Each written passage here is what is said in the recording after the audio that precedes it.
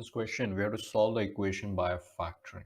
So x over x plus 4 plus 1 over x minus 4 is given as 16 over x square plus 4x. So on the left side, I'm going to take the LCM as x times x plus 4. So the numerator over here will become x, so x times x is x square, plus this will become x plus 4, minus this will become 4 times x times x plus 4 once again. So that is equal to 16 over x square plus 4x.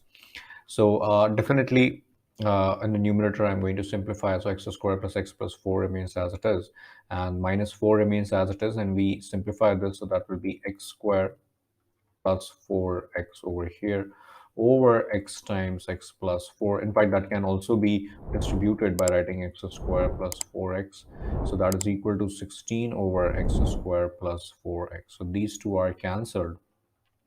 And let's simplify this even further. So this will become x square plus x plus 4 minus 4x square minus 16x is equal to 16. So that will become x square minus 4x square is minus 3x square. X minus 16x is minus 15x. And subtracting both sides by 16, so 4 minus 16 will be minus 12. That is equal to 0. Dividing both sides by minus 3, we have x square plus 5x plus 4 is equal to 0. This can be easily factorized as x plus 1 times x plus 4 is equal to 0. So the two roots which we are getting are minus 1 and minus 4.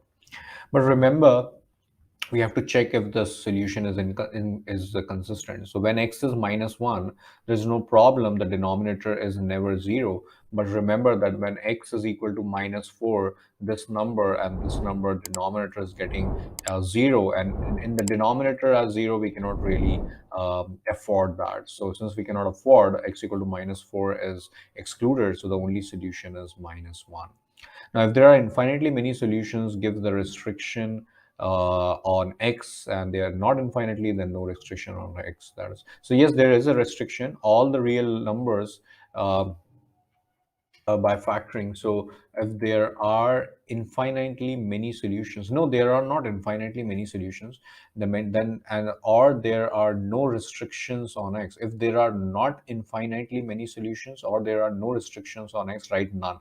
So definitely we have to write none over here, because there are not infinitely many solutions over here. There's just one solution, which is x equal to minus 1. That's why we have to write none. Thank you.